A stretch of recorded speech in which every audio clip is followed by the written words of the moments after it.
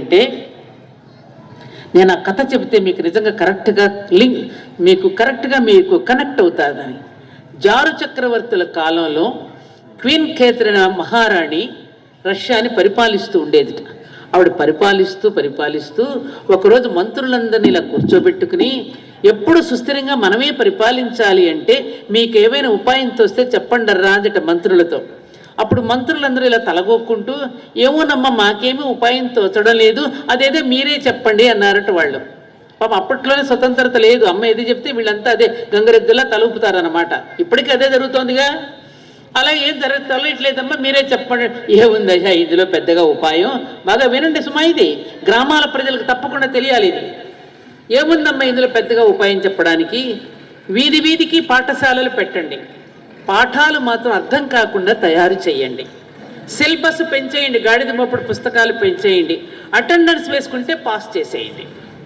Attendance వేసుకుంటే ఎలాగో pass అయిపోతాడు కదా అని పిల్లవాడు వెళ్ళి గ్రౌండ్లో ఆడుకుంటాడు, మా పిల్లవాడు ఎలాగో పాస్ అయిపోతున్నాడుగా, తల్లిదండ్రులు హ్యాపీగా బ్రతికేస్తారు, ఇది ప్రవేశపెట్టండి డిటైనింగ్ సిస్టమ్. అప్పుడు ఒకడు ఆలోచించి, అమ్మ మరి ఇలాంటి విద్యా విధానం వల్ల మానసిక వికాసం ఎలా పెరుగుతుందమ్మా విద్యార్థిలో అని అడిగాడు.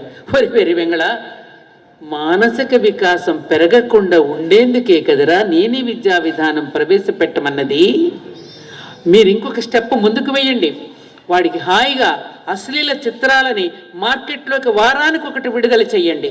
ఇంట్లో ఎదురింటి మొగుడు పక్కింటి పెళ్ళాం, నిన్నే పెళ్ళాడతా, ఏవి ఉంటాయి కదా టైటిల్స్తో, అలాంటి సినిమాలు తీసేయండి వారానికి ఒకటి. జ్యోతి చిత్రాలు, సితారాలు లాంటి మ్యాగజైన్లు, డిటెక్టివ్లు, బడ్డీ కొట్టుల నిండా వేలాడదీయండి. బాగా అర్థం చేసుకోండి సుమా నేను చెప్పేది. జోద గృహాలు తెరవండి, కళ్ళ దుకాణాలు, సారా దుకాణాలు వీధికి ఒకటి పెట్టేయండి, అడుగడుగున పెట్టేయండి సారా దుకాణాలు, రేస్ కోర్సులు పెట్టేయండి, గుర్ర పందాలు పెట్టేయండి, మీ ఇష్టం వచ్చినట్టు పెట్టేయండి. అశ్లీల సాహిత్యాన్ని, అశ్లీల చిత్రాలని మార్కెట్లోకి తీసుకెళ్ళండి. అప్పుడు వీడు ఈజీగా డబ్బు సంపాదించడానికి వెంపర్లాడతాడు. ఒక పేకాడుకుంటాడు, సంపాదిస్తాడు, ఆ డబ్బు ఎక్కడ జోదంలో పెడతాడు, ఓడిపోతాడు. ఈజీగా డబ్బు ఎట్లా, రాత్రికి తాగడానికి డబ్బులేవి. ఆ సమయంలో కరెక్ట్గా మీరు వెళ్ళండి, ఎన్కాష్ చేసుకోవడానికి ఇక మీరు బయలుదేరండి. వాడి చేతిలో ఒక సారా ప్యాకెట్ పెట్టి ఒక 500 రూపాయల నాటు వాడి చేతికి ఇచ్చి మీకు ఓటు వేయమని అడగండి. అప్పుడు చచ్చినట్టు వాడు ఆ డబ్బు తీసుకుని తాగడానికి మీకు ఓటు వేస్తాడు. ఈ విధానం మీరు ప్రవేశపెట్టండి, అప్పుడు మనంగా ఇంకెవరు గెలుస్తారా అని ఈ ఉపాయం చెప్పేసింది. ఇంకేముంది, 14 సంవత్సరాలు ఈ విధానంతో పరిపాలించింది. ఇప్పుడు అలా జరగడం లేదా? ఇప్పుడు అదే జరుగుతుందా? జారు చక్రవర్తుల కాలం నుంచి క్వీన్ కేథరిన్ ఆదర్శంగా తీసుకుని మనం కూడా అవే చేస్తున్నాంగా. ప్రజలను పాడు చేసి, వాళ్ళ డొక్కల నిండా మందు నింపి, వాళ్ళ బ్రెయిన్ నిర్వీర్యం చేసి, వాళ్ళ సమాజానికి కావలసిన పౌరులుగా తయారు చేయకుండా ఇటువంటి విద్యా విధానాన్ని పెట్టి సమాజాన్ని బాగు చేస్తామా మనం?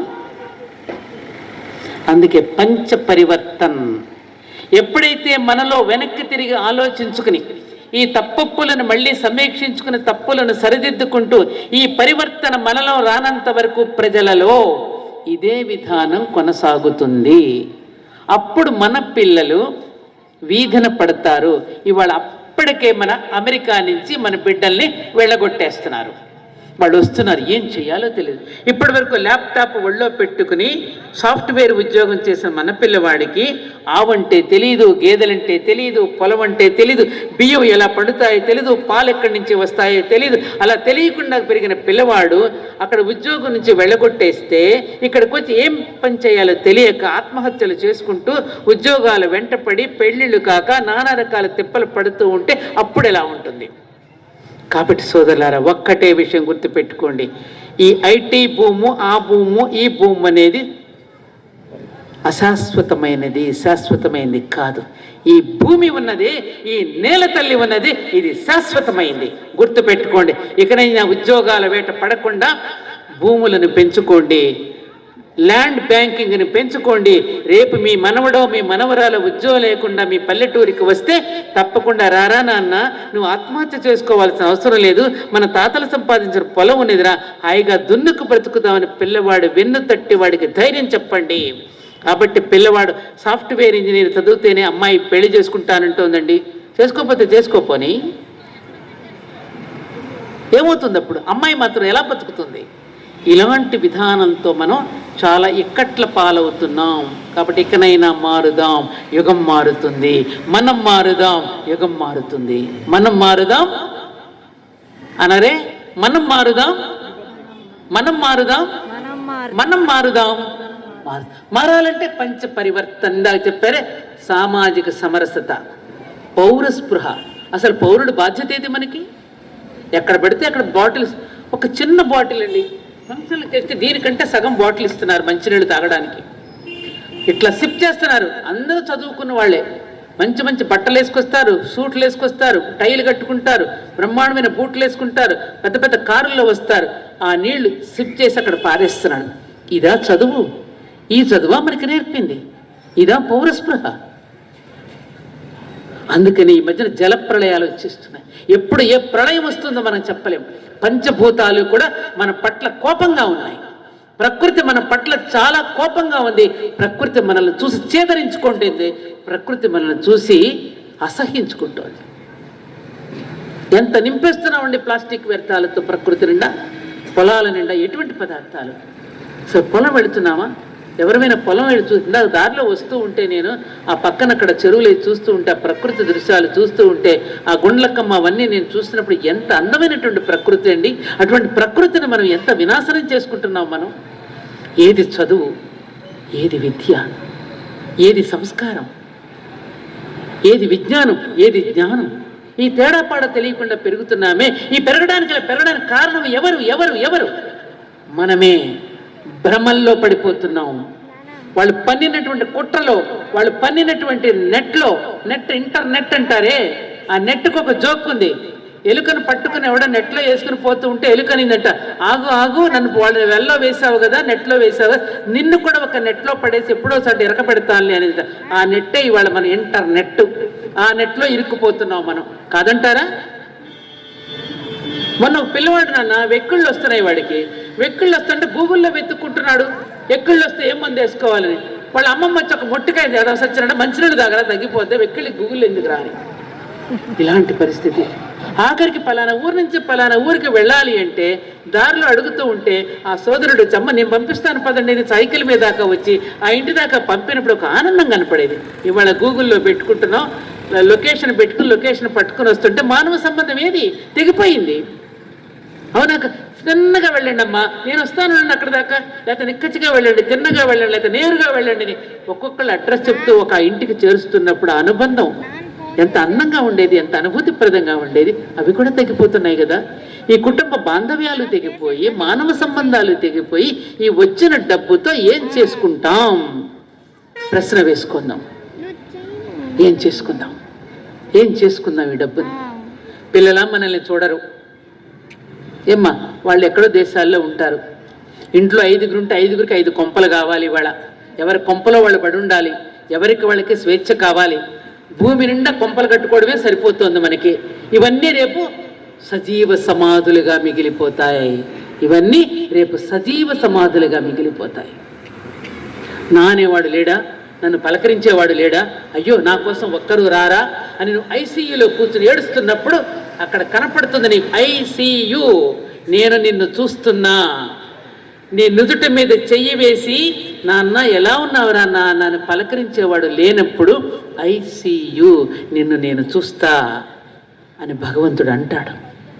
ఈ సత్యాన్ని బోధించింది నా భరత భూమి, నా భరతఖండం. అందుకు గర్వపడదాం, అందుకు మేలుకొందాం. ఇకనైనా రాబోయే మన తరాలని ఆ విధమైనటువంటి విధానంలో నడపడానికి మనం ప్రయత్నం చేద్దాం. అందుకే పంచ పరివర్తన, కుటుంబ బోధన. బాబాయిలు, పిన్నులు, పెద్దమ్మలు, పెదనాన్నలు, వదినలు, మేనత్తలు, మేనమామలు, ఇంత పెద్ద కుటుంబం నుంచి చివరికి ఒక ఆంటీ అంకుల్తో మిగిలిపోయాం. వాళ్ళకున్నది ఓన్లీ ఆంటీ అండ్ అంకుల్ తప్ప ఎవరూ లేరు. మనకి ఇంతమంది పెద్దవాళ్ళు ఉన్నారు. పినతల్లి పెంచలేకపోతే పెద్దమ్మ దగ్గరికి పంపి చదివించేదే, మేనమామ దగ్గరికి పంపి చదివించుకునేవాళ్ళమే, మేనమామ పెంచుకునేవాడు, పినతల్లి పెంచుకునేది. ఇలా ఇంతమంది బంధువులు సంక్రాంతి ఉంటే అందరూ ఒకరికొకరు పంచుకున్నాం, ఒకరి కష్టంలో ఒకళ్ళు ఆదుకున్న కుటుంబాలేమనేవి. అటువంటి కుటుంబ వ్యవస్థే కనుక పాడైపోతే ఒక్కసారి కళ్ళు మూసుకుని మీరు వెనక్కి తిరిగి ఊహించుకోండి ఎలా ఉంటుందో. ఊహించుకోండి, జీవితంలో రసం ఉంటుందా? బావగారు వస్తే సరససల్లాపాలు ఆడుకుంటాం సంక్రాంతి పండుగ రోజున, వదినతో సరససల్లాపాలు ఆడుకుంటాం, పిండి వంటలు చేసుకుంటూ ఒకరి మీద ఒకరు జోకులు వేసుకుంటూ ఆనందంగా గడిపే కుటుంబాలు మనం ఎక్కడుంది? అది ఎక్కడుంది వాళ్ళది? ఆఖరికి పండుగ నాడు హైదరాబాద్ నుంచి పల్లెటూళ్ళకి వచ్చినప్పుడు నేను మా ఇంటికి మా దాదాపు 70-80 మంది మా ఇంట్లో కలుస్తాం. మా పుట్టింట్లో ఎప్పటికి 5 తరాల వాళ్ళం. ఈ మధ్యన మా వాళ్ళందరూ ఇక్కడ కూల్ డ్రింక్స్ కారులో రకరకాల ఈ షోకులన్నీ పట్టుకొస్తే మా మేనలను పెట్టుకుని తిట్టాను నేను. ఎరా వెధవల్లారా, హైదరాబాద్ కల్చర్ మీరు పల్లెటూరుకి పట్టుకొచ్చి ఎందుకు తీసుకొస్తున్నారు? ఇక్కడ చెరుకు గడలు నవల్లేరా? ఇక్కడ రేక్కాయలు నవల్లేరా? అవి కనీసం నవిలితే మీ దవడలకు మంచిదని మీకు తెలియదా? అవి కూడా ముక్కలు కోసుకుని తింటారా మీరు? అది నవిలితే ఎంత అందంగా ఉంటుంది.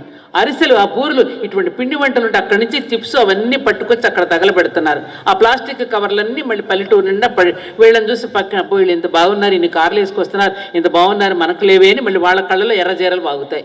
ఇవన్నీ ఎవరు చేస్తున్న పనులు? ఇవన్నీ కరెక్ట్ అంటారా? ఏమండి ఇదంతా కరెక్టా బాబాయ్ చెప్పండి. మీరు పక్కనే కూర్చున్నారు, కరెక్టా? మీరు ఆలోచించండి. మనం చెడిపోతే ఇతరులు కూడా చెడగొడుతున్నాం మనం. అదే పౌర స్పృహ. మనం చేసే పని సమాజంలో దాని ఇంపాక్ట్ ఒకళ్ళ మీద పడకూడదు. ఇంకెవరో ఖరీదైనటువంటి కుక్కర్లు ఈ మధ్య 2000-3000 పెట్టి కుక్కర్లు ఇస్తున్నారు రిటర్న్ గిఫ్ట్ల కింద. పోనీ తీరా అమ్మాయి ఏమైనా కాపురం చేస్తుందంటే అది గ్యారంటీ లేదు, 3వ రోజుకే వచ్చేస్తుంది. దేనికోసం ఆలోచిద్దాం. ఇదేదో ఆషామాషిగా రాముల వారి ముందు కూర్చుని మనం మాట్లాడుకుంటున్నది తమాషా కోసం కూడా ఆషామాషిగా మాట్లాడుకుంటున్న విషయాలు కావు. ఇవి గంభీరమైనటువంటి విషయాలు, మనందరం సీరియస్గా తీసుకోవలసినటువంటి విషయాలు.